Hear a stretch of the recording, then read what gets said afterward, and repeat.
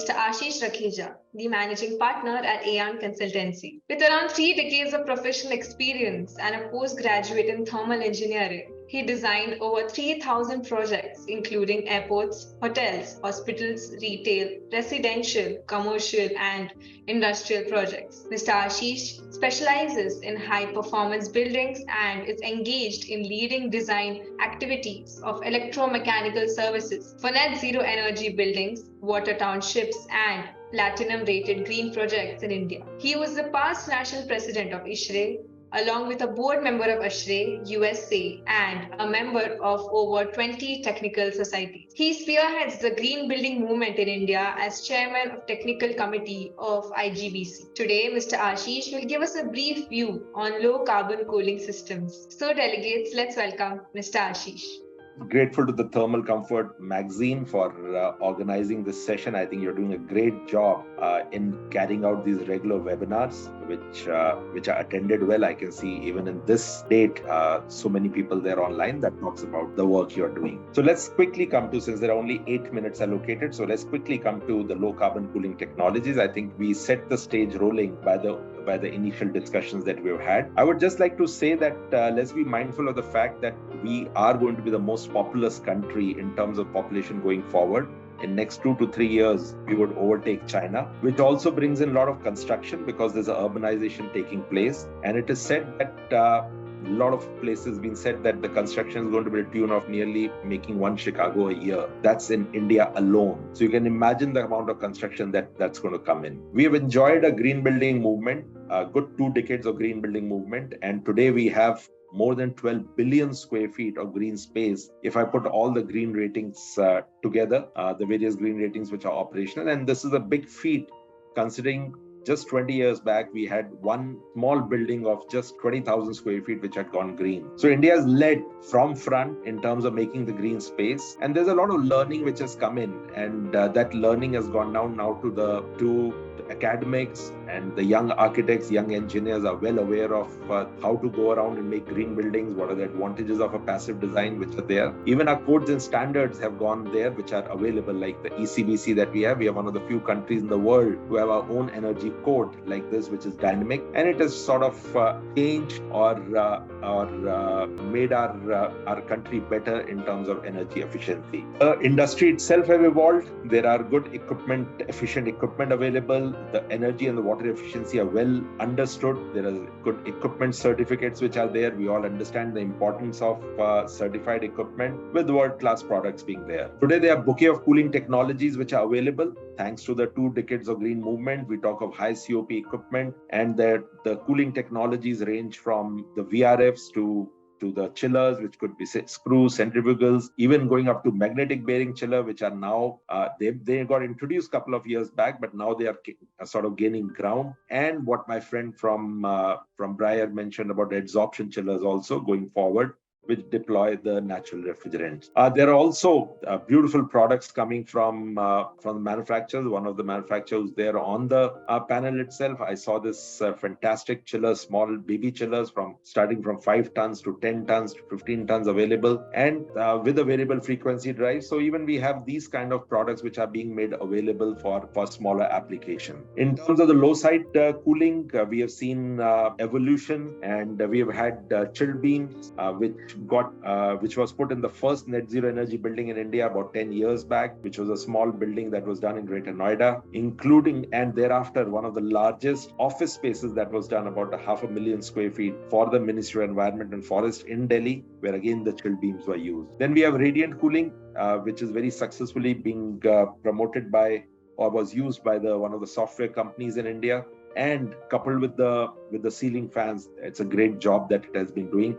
Today, a lot of educational institutes also deploy these radiant cooling systems. Evolving from there are radiant baffles which have come into the picture, which give you a more surface area for cooling. So with a lesser footprint of these baffles, they're able to do the cooling better. Then we see these thermal VAV boxes, which are also available, being effectively used by a lot of MNCs, easy to use. And finally, going to the underfloor air distribution, which have been done. Now, all of these systems, which are low cooling options, have been around for 2 decades, but the point is this is not enough. If we have to go towards what we talk about low carbon solutions, these have not yet yielded what the results we like to see. The climate change is very much real, is happening all around us. The carbon emissions are growing. The global warming is happening there. We can see that our demand for the electricity is so high that the government continues to put the efforts into what we say thermal power plants, which is completely unacceptable because we need to change. Also, the decarbonization that we are talking about is going to bring maximum pressure on the construction industry for a very simple reason, that nearly 40% of the global carbon emissions come from the construction industry itself. If you look at the UN SDGs, the Strategic Development Goals, they very clearly talk about environment safety, and India is one of the signatories who have adopted the entire 17 SDGs today. Our Honorable Prime Minister, the commitment that he has made that by 2030, the 50% of our India's energy will be met by renewable, and by 2070, we'll go net zero carbon. I think there is a lot that needs to be done. And we have to understand the primary driver is going to be the net zero movement. I've been speaking about the net zero movement for the last decade, and I remember the first talk when I had made in 2010-11, where people laughed that can such a building be possible also. And today, at the Indian Green Building Council, when we have got a net zero energy rating system, there are about 70 buildings which have applied for a net zero energy rating, which is there. So that talks about the sea change that has happened. As we move to a net zero energy world, where the intent is that we balance the passive and the active measures, I think this is what talks about the future of the cooling. You have to balance the passive with the active, which is what I made my opening statement also, before you apply renewables, because that's what makes it a cost-effective way of doing it. If we fight the nature to do the cooling, I think we'll be ineffective as far as the cost goes, will be expensive as the cost goes, and that's why this is an important area. The whole concept is going to shift towards what I say integrated design. The way we are doing the cooling option, when we say the best cooling technology required, use a low COP chiller, low COP equipment, a very efficient motor. I don't think that's the way to go forward if we want to break the barriers of the carbon neutrality. Integrated design is the way to go. And a simple example like using digital twins, where we are able to predict the performance of the building before you construct it. And you can see it in this example, a building which was very well designed with 1,800 tons of cooling. By looking at the dependencies of the system, you're trying to fine tune the design or balance the design between the subsystems. This cooling load could drop by nearly 700 tons, making nearly about 500 to 550 square feet per ton on this job. And you look at the EPI that came down, you look at the energy consumption that grew down. This could be done in the retrofits also. And this is a classic example of a retrofit was done for a hospital in NCR, where the cooling load was dropped by nearly 300 tons by using the digital twins and by looking at the interdependencies of the system.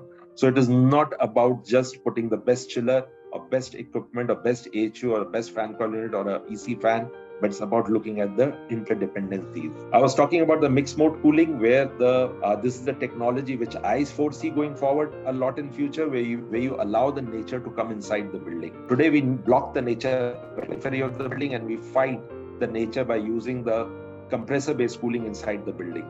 A mixed mode ventilation is all about letting the nature come in when the season is right, which is nearly 6 months for most of the cities here in India, and using maybe fans like these, which could take care of the cooling requirement without requiring the mechanical compressor-based cooling at all. Even things like free cooling, which is using the air handling units to throw the outside air inside during the fair weather situation, or using evaporative cooling is something that is making a comeback. And the entire ventilation industry will vouch for it. They've seen their business rise exponentially because the India is looking back and evaluating these cooling technologies. The interdependencies, like if you're putting compressor-based systems, use the waste heat for hot water. So you are looking at the overall efficiency, not only worrying about just the COP, the cooling COP, which is there. Last, also the things like the energy water nexus. And it is said that nearly 30% of the world's energy consumption is going into pumps. And so it is not, if you want to cut down the energy, it is not just by looking at the best equipment. You also need to look at, I keep saying, on the interdependencies. Lastly would be all about operations and IoT, because that is the way the efficient equipment or the best equipment that we are investing in is being operated. So going forward, the IoT and the AI is what's going to be there. You can already see the whole shift that is taking place. People are talking about the labeling or the recognition of building based on the energy use, not on base of design, but based on actual energy use. And the star labeling system or the building energy coefficient BEQs of the ASHRAE are example in that. Even ISHRAE is a society where it's working towards a similar standard on building energy performance. I would say that the future is all about a mindset change on not how we just design our cooling technologies using the best, but I think we also need to look at the relationship of this best equipment with the others, overall scenario, interdependencies, and then finally how we install and operate the equipment that is going to be the key criteria going forward. And that's what would the true sustainability be. Thank you so much.